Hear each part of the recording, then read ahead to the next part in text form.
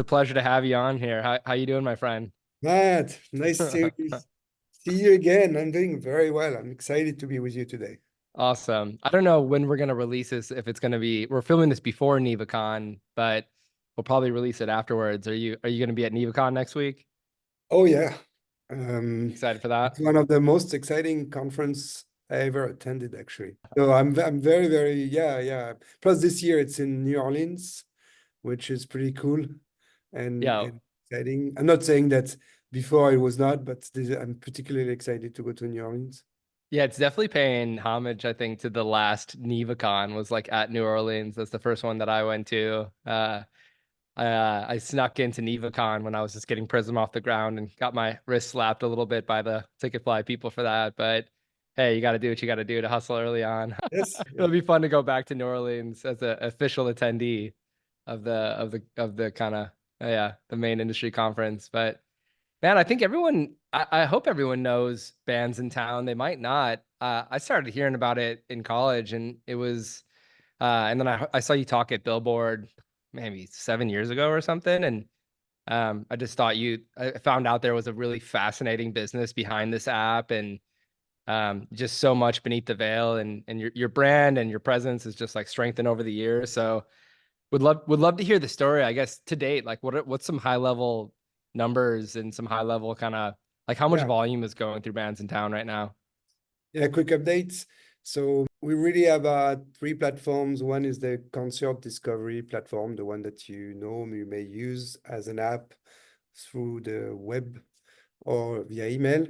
It's about 85 million registered users that are using the platform. We had about 700 to 800,000 new registered users every single month, and that's totally organic. So we never ever advertised Bandsintown, never paid. 700 to 800K a month. Holy moly. What primarily US, all over the world? What's the breakdown? It's a good question. It's 75% are North America Hmm. and Mexico. But it's all over the world. We have the app is translated in 7 languages, in Japanese, Portuguese, Spanish, Italian, even French, believe it or not, German. So the app is the app is available all over the world.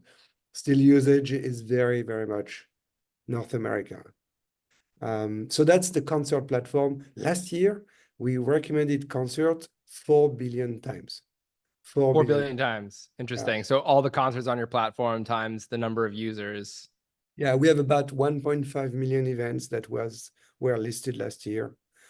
We send about 15 to 20 million people to buy tickets every month. 15 to 20 million people to buy tickets. Every Good month. God. So it's pretty massive. The good things with this on the concert platform is that not only can you receive alerts about the shows when your favorite artists come to town, hence the name, but also we developed 6, 7 years ago our own recommendation engine, which is actually an AI, you would say today. It's an engine that really understands your music preferences through your activities, your ticket clicks, your RSVPs, your activities, your behaviors, and also the music streaming accounts you can sync with Bandsintown, because we're probably the only platform which can allow any user from Spotify, Amazon, Apple Music, I mean, all the main streaming companies to sync their music preference to the platform. And based on that, the AI will recommend shows to you. And that's one of the most pleasant aspect of Bandsintown is we help discover artists. And 50% of these ticket clicks of people looking to buy tickets are going to shows of artists of less than 200,000 followers. So Mm. artists relatively small artists on the platform, which means that we do a good job expanding the market for these artists. We do a good job surfacing them. Whenever we recommend even a large artist, we'll always add 3 or 5 small acts to expand the market and get them discovered. So that's one platform. How does the recommendation algorithm work? Not without having to reveal any trade secrets, you know? Yeah. Sorry, say that again? How does the recommendation platform work to the extent that you're comfortable sharing it? It's really an AI. So it's really not it's not mechanical. There's obviously signals that we try to share with the fans to incentivize them to provide more data. But the reality is that the machine works on its own. It's what fans believe or may think is, oh, it's because I follow this artist or I listen to this artist on Spotify that they recommend me the concert. Yes, it's partly true. And it's, you know what, if you keep listening on repeat a certain artist, there's no surprise, and you should indeed receive alerts from Bandsintown related to this artist.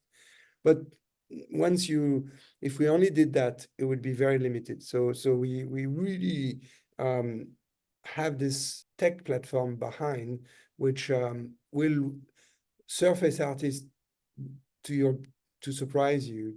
And once you will start discovering who these artists are, and you can always on Bandsintown listen, because if you sync to your streaming platform, you can always listen to that artist right away from the recommendation. You'll feel good about it. And if you go see that artist, you feel even better, hopefully. So that's the idea. Is it integrated with Spotify's AI to recommend artists? Would you say it's similar or slightly different? Yeah. It's slightly different. But first of all, a fan on average on Bandsintown will sync 2 accounts. So we get sources, essentially we get the fans' own following. You can follow manually artists. We get the fans' behavior, so you can buy tickets, RSVP, and so forth. And we also get the sync account data. Usually they may sync two accounts. So we get more data actually about the fans than any of these streaming platforms. Because the average fan would sync their Facebook account and their Spotify account. They would sync their Twitter account and their Apple Music account. So it gives us a lot of signals that are usually richer than what any DSP would get. Yeah. Did you build this AI, or were you using any of the open source models, or we've been working on this for 7 years. That's amazing. When it's past 2016, I guess. So yeah, it's more than 7 years. I know it's I'm like, that's 7 years, right? Oh, it's coming up on 10. So yeah. And what's so special is that it learned across the 85 million music profile. So it's billions of data points, right? Interesting. It's hard to replicate. It's hard to compare because it's very, very unique and special. Yeah. How do we follow that we're doing a good job? Well, we look at, engagement and conversion rates and also, the fans' comments. Are we doing a good job making recommendations? So that's what keeps us happy, because we expand the market, and it has a direct impact on the fast-rising acts, on the small acts that need it most, right? When I hear that sometimes we sell 10%, 20%, 30% of a small venue's night, we help sell. Sorry, but that's through our recommendations. That's super exciting. That's very rewarding. Artists sometimes don't even know it because it's under the hood, but that's what we do for them, for real. Super, super interesting. Yeah, it's so funny because I mean, you and I both work in tech, and it's amazing how much the public eye is on AI right now. But it's really true that these systems have been, running in the background and running in place for many, many years. So that's cool that you've been working on it since 2016. Oh, we keep working on it. In other words, we do have a team that is very familiar now with the most recent models, AI and stuff. And believe me, we can talk about it later in this conversation. But we have a lot in the making in the AI field, actually. So that's one platform. The second platform we have, which is really the core of Bandsintown, it's like the place where we belong, is the artist platform. It's because what drives us is to help artists build sustainable future. What matters to us is to help all these hundreds of thousands of artists get discovered, sell more tickets, sell more merch, get their music out there. So this is what drives us. And so at the core of Bandsintown, there's this unique artist verified platform where artists create an account, they get verified, and they can add, personal profile related data.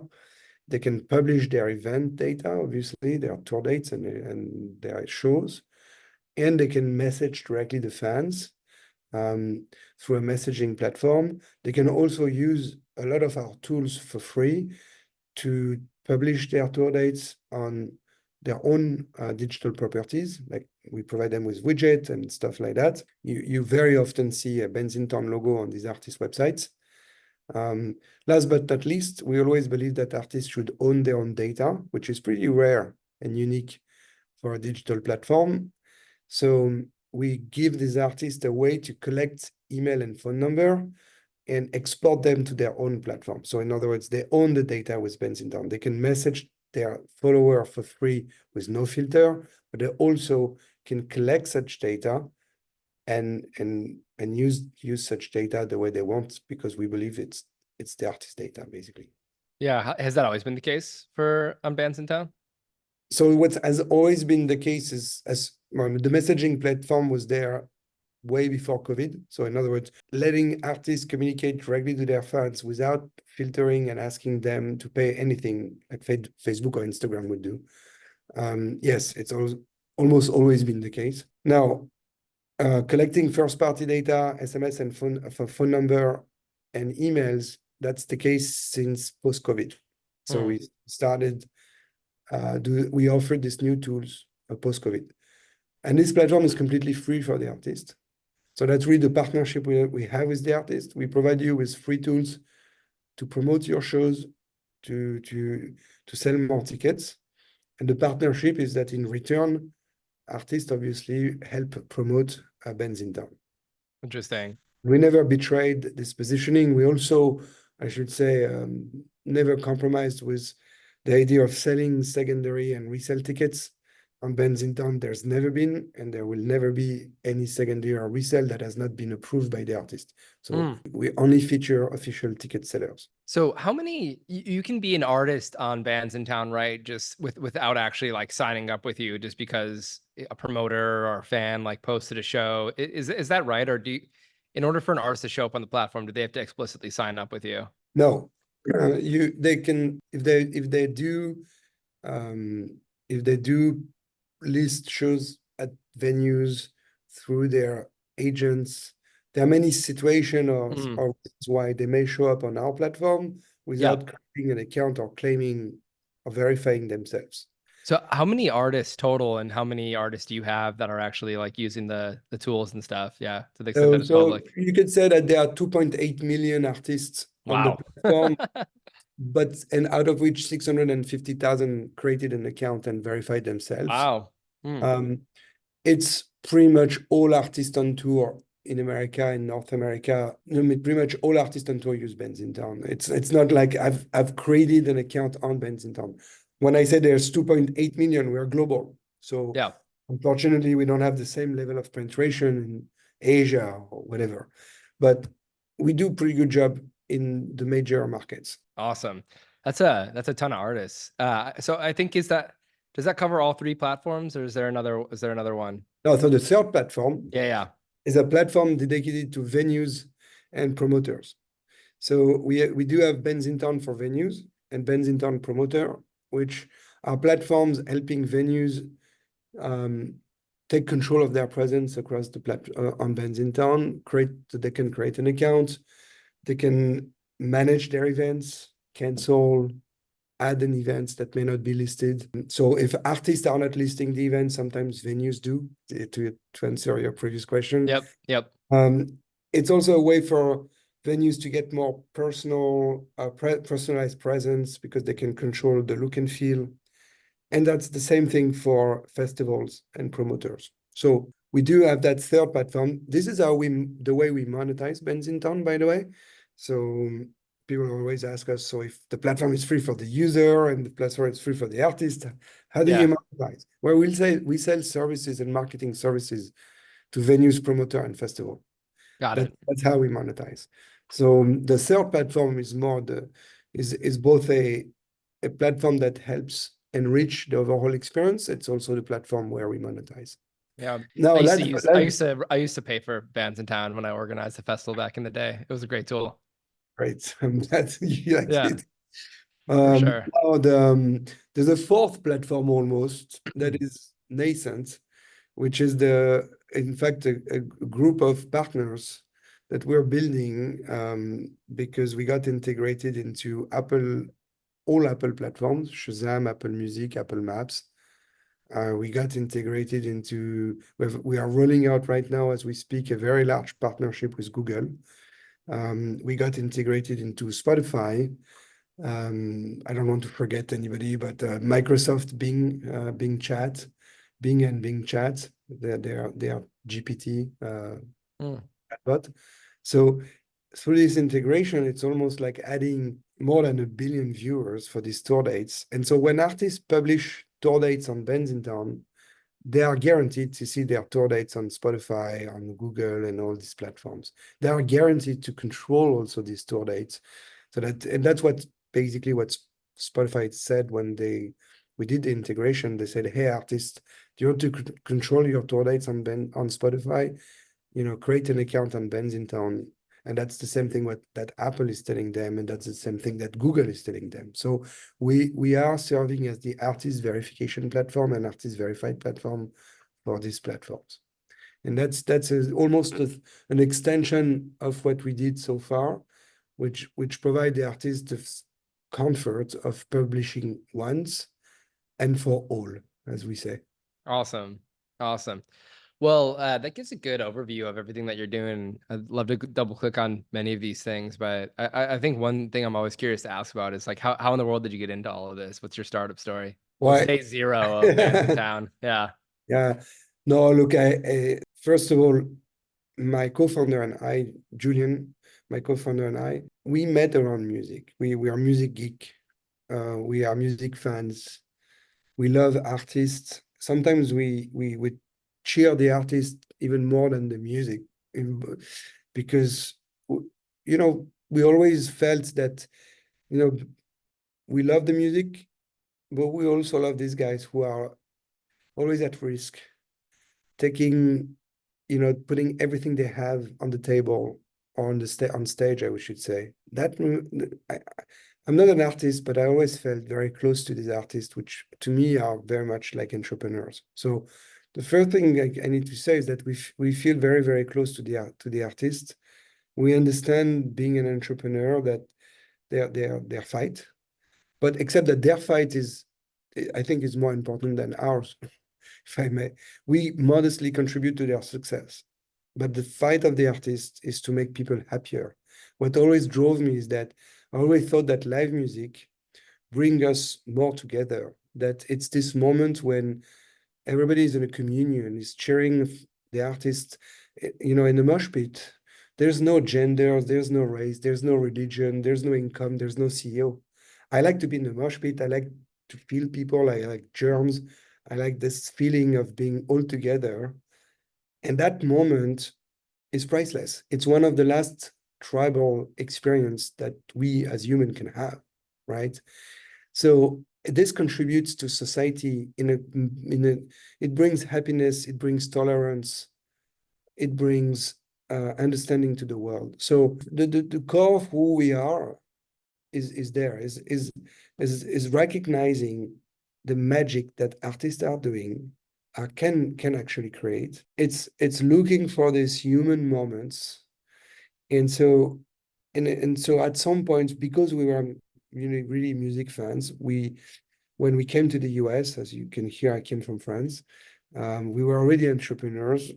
We did a lot of things that were related to music, actually, but we found out that there was no equivalent to Fandango for concerts, and that's what we started looking. And through actually acquisition, in fact, we acquired an app that was called Bandsintown. We didn't create the name.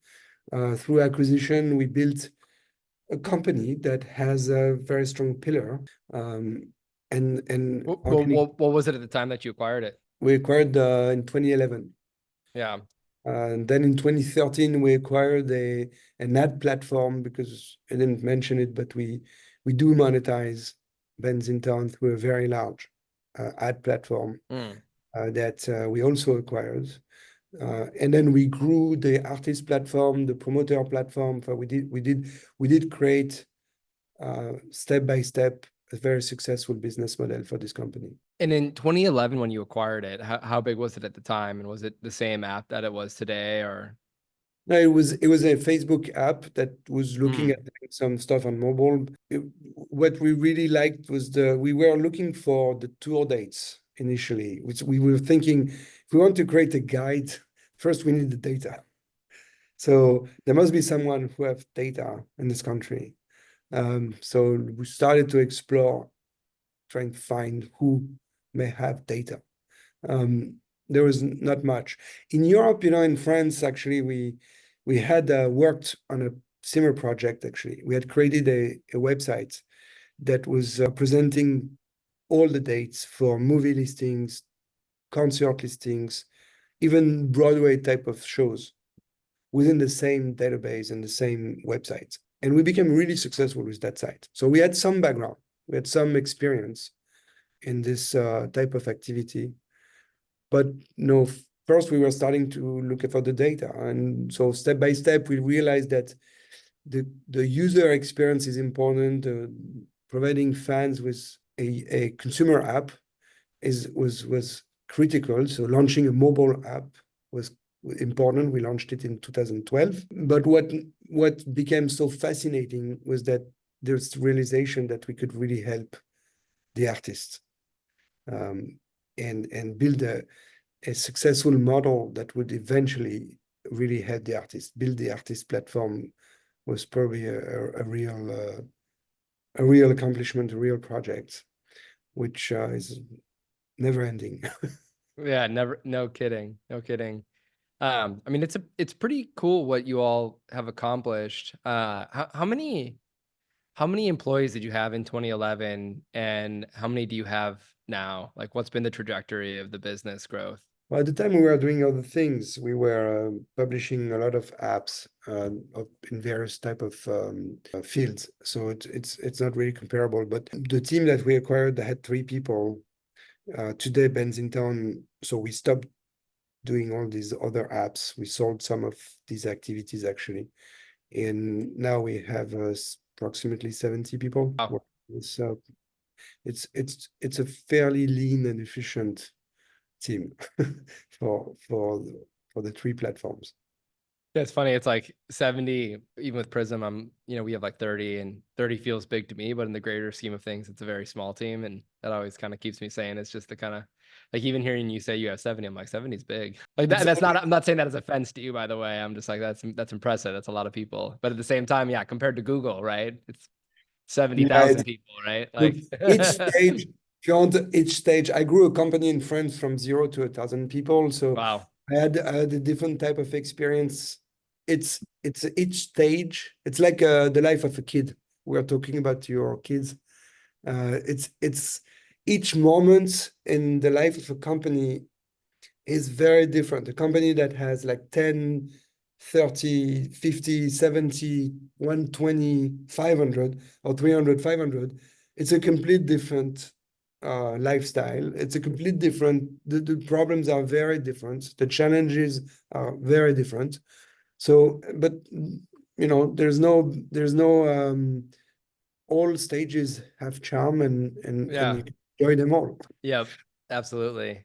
I'm glad you touched on that. Yeah, before Bandsintown, you were an entrepreneur before this, right? You said it right there. You had started a company, In grew to France, 1,000 yes. people. Yeah. In France, my partner and I launched a company that was essentially providing access to the internet and had a lot of internet, website publishing in terms of content, news, kids, a lot of, yes, a lot of type of contents. But we started with 0 subscriber. When we sold the company, there was a million subscriber. Yeah. And indeed 1,000 employees. So it was a great entrepreneurial journey in Europe. Yeah. Interesting. Yeah, I think just kind of it's a great story, Fabrice, and cool to hear you bring your entrepreneurial experience and start applying what you learned as an entrepreneur and chipping away at the music industry, which is a beautiful industry. And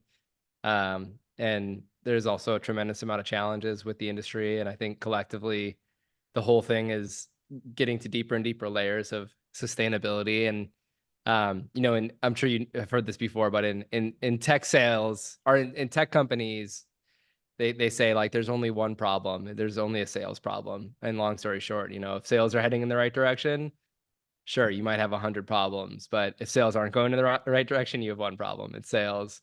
And I think if you were to apply that to the music industry, I wonder if that's similar. It's like if there was enough sales happening that every single kind of venue and promoter around the country, like the baseline was enough people were showing up to events, would it solve every problem in the industry? Of course not. But I think that analogy probably applies to the music industry. Honestly, I haven't thought about this before. It's just kind of something I'm thinking about now talking with you. Um, would you say that's true? Is one of your goals just to, I'd imagine there's an equilibrium of how many concerts this country could sustain based off of people's propensity to go out. How many people out there are actually like healthy, interested, able to go out? How many nights of the week could they realistically go out? So what's the equilibrium of shows that could happen, and where are we at today? And I'm sure it's a really giant delta. Yeah, is this kind of how you view the industry? Is that you're trying to move the ball on the overall equilibrium of people attending concerts around the country? And if so, like, I don't know, I think someone really does need to solve that problem, and I don't see anyone else doing it as well as you're doing it. But anyway, I'll pass off to you. It's when we started, actually, there was this say in the industry that 40% of the tickets go unsold at any given concert on average. The reality is that I think this average was also including sports, maybe in music, it's 20%. I think it remained very true until COVID. Post-COVID, these numbers really changed. First of all, you had a lot of no-shows that created issues because of potentially people still post-COVID getting sick, not coming to shows, etc. Fear, yeah. So yeah, fear of crowd. So it's hard to give you a real answer to this topic. I think there's definitely inefficiency that's by nature the way it works. It's not like you have a dynamic. It's the airline system, right, where you have a dynamic pricing that will lower the price when there's no demand, increase the price when there's high demand, and it's try to essentially leverage the level of offer and demand dynamically. Basically, that's not really what we see in the concert business. What we're trying to do, what's very clear is that fans, there's the need to attend live events have proven to be an essential part of your life, essential for the word of essence, something that matters at the very core of who you are. And that's, Agreed. Some people are ready to sacrifice budgets like food or clothing, very important things to be able to go see a live show. Again, it relates to your humanity. It relates to you being able to express or even experience some humanity. So what is it to be human? What is it? It's certainly not to be on Zoom all day long, right? That's right. I love this The interaction. goggles. I love this AR interaction. goggles. Yeah. And believe me, I think it's incredible, and obviously improvements. Agreed. But it's not sufficient. It's probably necessary. It's not sufficient to be a human.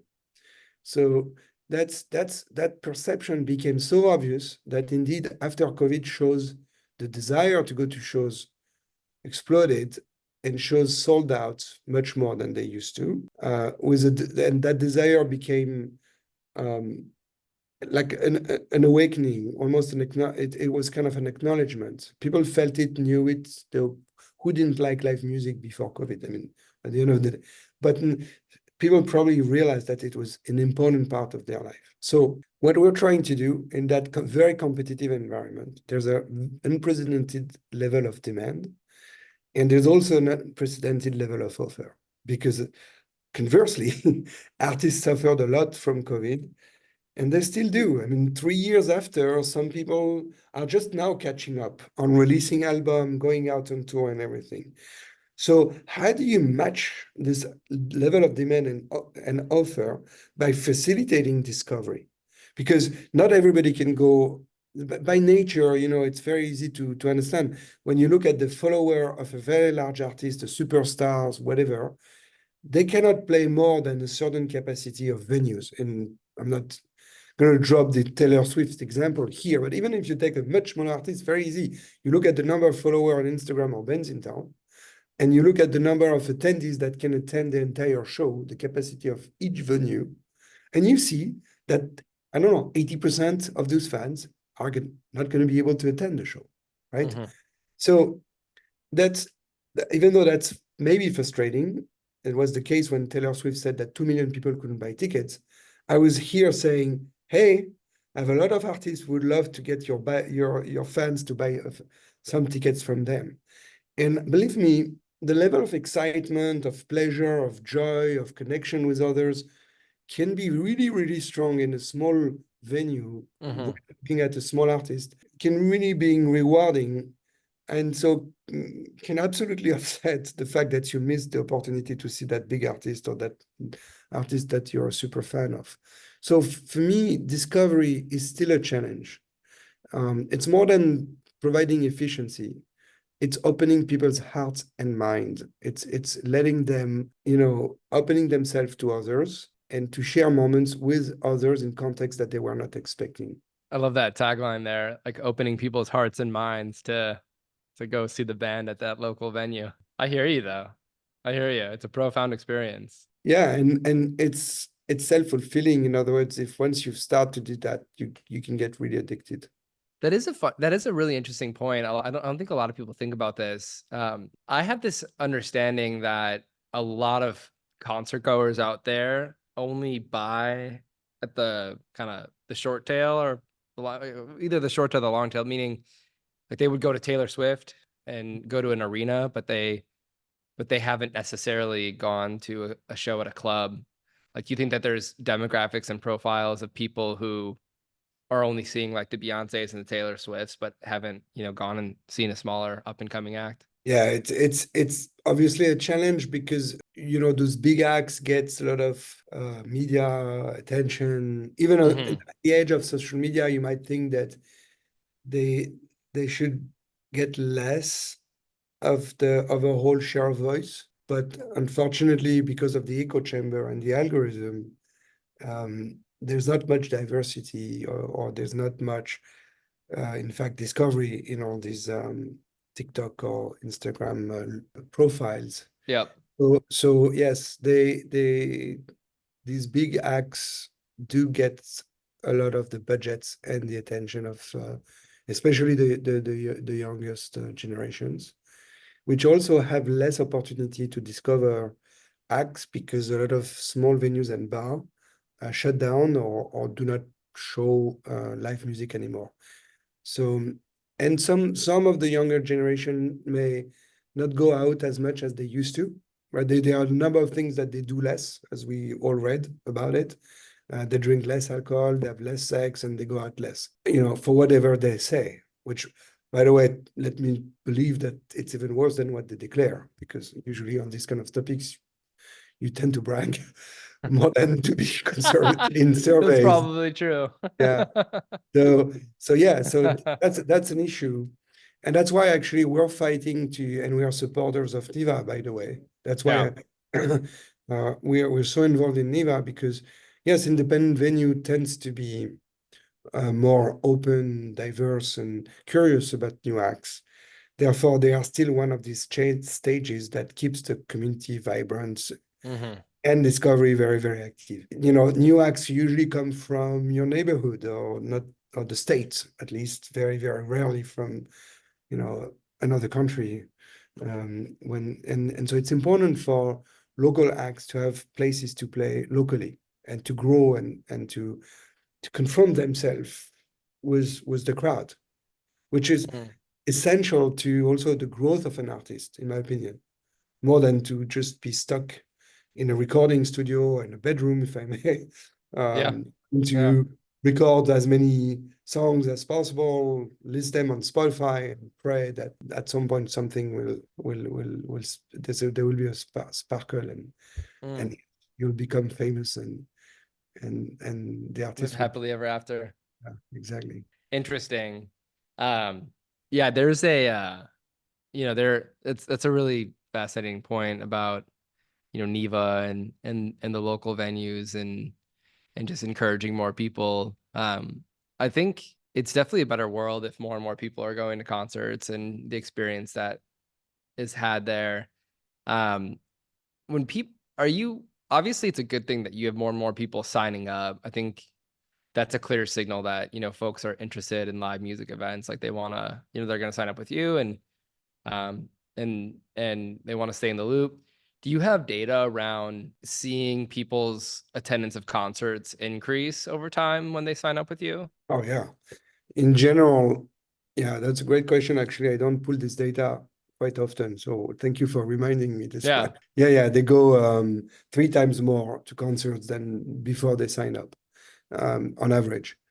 And that's so that's we do cater to the concert goers that usually go out several times a month. But we also serve very well concert goers that are more social and may go a few times a year because they also need to be alerted. They're probably not constantly focusing on Yeah. the who's playing this weekend. So they need some reminders or on the right alert at the right moment of time. That's Yeah. also why we're very relevant. Being relevant in those alerts is so important. Creating trust, building trust in being relevant. It's a whole.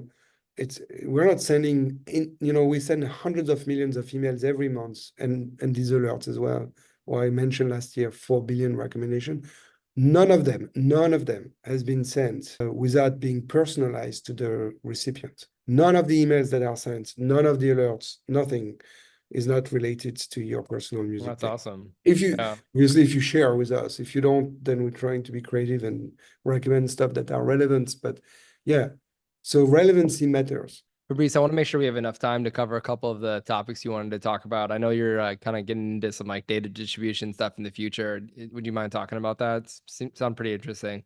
Yeah, we live in America, and therefore we are surrounded by outlets where artists can promote their dates, their music. We're surrounded by virtual outlets, like we have lots of apps, stuff. There's also a lot of traditional media, radio and some TV. And believe it or not, this still works for some artists. A lot of these artists, maybe older demographics, but altogether, we have lots of outlets. We believe that for a lot of artists that are not in America, the DSPs are great outlets to promote their music and also to promote their tour dates. So we wanted to add to what we do ourselves, those partnerships, so that artists really get the opportunity to promote their tour dates on as many platforms as possible. But in those countries where DSPs are the first to take off, or they might be very prominent, it's important to be surfacing these tour dates on those outlets. So yes, Spotify, Google, Apple in general, Apple Maps in particular, Shazam, Apple Music, all these platforms are getting more and more interested in providing relevant answers to these questions. Now, there's another trend that explains why it's interesting. There's something going on, and there's an opportunity that's just growing. It's AI. When you have a dialogue with an AI, and if you ask the AI who's playing tonight at Madison Square Garden, it's not like Google search. You need one answer. There's only one good answer. There's not 200 pages of answers.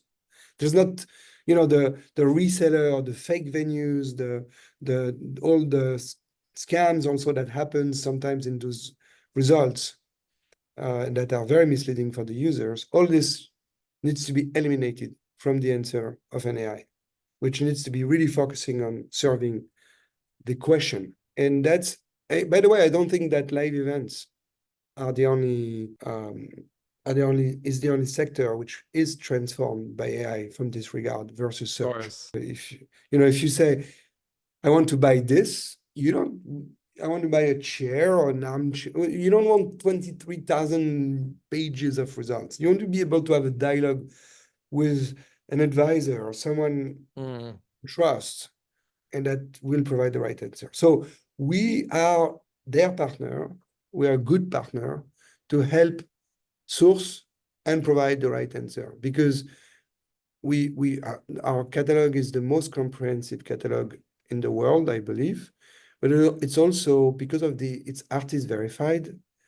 It's also one of the catalogs that have much more data than the event data. And that's what makes us so optimistic, actually, and excited for the artist, is that, yes, guess what? The new tech trends will expand even the pie even further, and will help fans probably navigate the content very easily. Awesome.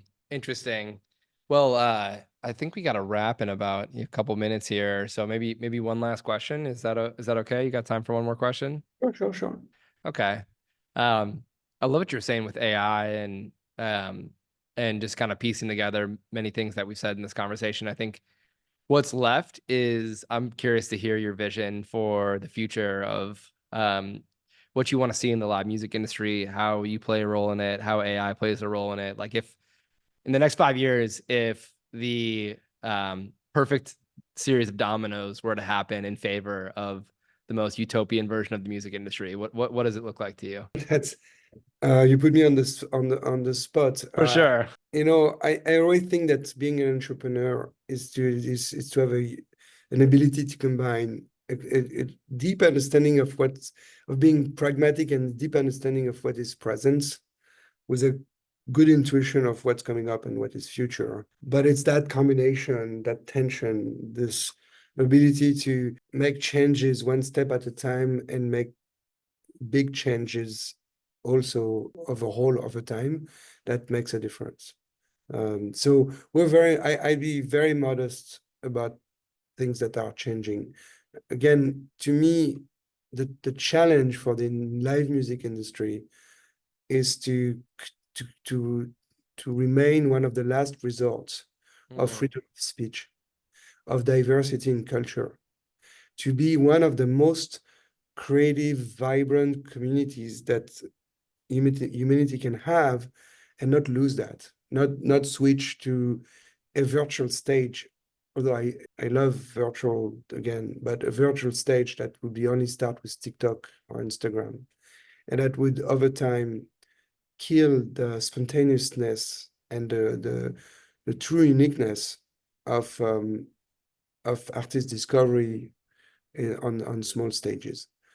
That's so the utopia you're talking about. I think it can be something that it can be something than a utopia. I think my dream is that we find ways to leverage technology to benefit society, not the opposite. I think that my dream is to really try to find the tools and to provide to the artists and to the venues the right tools to smartly market the fans, including the youngest one, all generations, and create the desire to go out and experience this tribal experience, this moment. mm, mm, But, and that's, to me, is the more we indeed become virtual, the more the need for this moment and experiences are going to be true and important. But it's not a given, to be honest, that we're going to end there. We might have venues closing. We might have a lot of artists finding it very, very hard to break or to play. So I don't know where we're going. And I've been a big proponent of live streaming, by the way. During COVID, we produced 1,400 shows during live stream at a time when there were not a lot of shows being produced. So I'm not dismissive or in yeah, I think denial. it's great as a supplement, but it can't replace the real experience. I Yeah. think it expands, actually. What I liked, Yeah. actually, was like it was a genre in itself, and I really loved it. Yeah. But it doesn't replace. Yeah. And so The dream is to continue to leverage technology to help those artists thrive. Do you, I guess one last question, which would be quicker. Do you think, true or false, there's a lot of room for the music industry to grow? Like it's not peaking right now. True or false? True. Awesome. Speaking. No. Yeah. Yeah. A lot, and you want to be a part of seeing music be bigger than ever in the future. Yeah, bigger, more global. Yes. More and more artists touring globally. You would not believe before touring internationally was the privilege of the big ones and the most powerful ones. Today, if you're smart, you can build a fan base and essentially a client base almost in various countries. That's Yeah. very possible. So, and that's good because it creates also more. It creates interesting music because if an artist is touring a certain country, it's going to get influences from that country. It's not only a touring opportunity, it's a cultural opportunity. And that's it goes both ways, right? When you're on stage, you play for the fans, but I'm very convinced that the fans are playing also for the artist. Well, I did put you on the spot, Fabrice, and you're a brilliant human, and you answered it better than I could have expected. And I really appreciate you taking the time to come on here. Really, really interesting to hear how much scale you've hit. Frankly, a lot of these numbers are, even though you and I have probably talked about them, just hearing them repeat and put into one sandwich here is pretty amazing, the growth that you've attained. And once again, like your success is directly correlated to this industry. Just more and more people heading to concerts, which isn't the only problem, but it's a huge one. And on behalf of me and the whole industry, we thank you for what you're doing, my friend. Yeah, but thank you for having us, and I really love these conversations. It's always inspiring to see you. It's always inspiring to think about the future of this industry because we shouldn't stop thinking. They deserve it. The Yep, artists deserve it, and the fans too. they sure do. They sure do. All right, let's end on that note. Thank you so much, Fabrice. Wasting hours, flowers.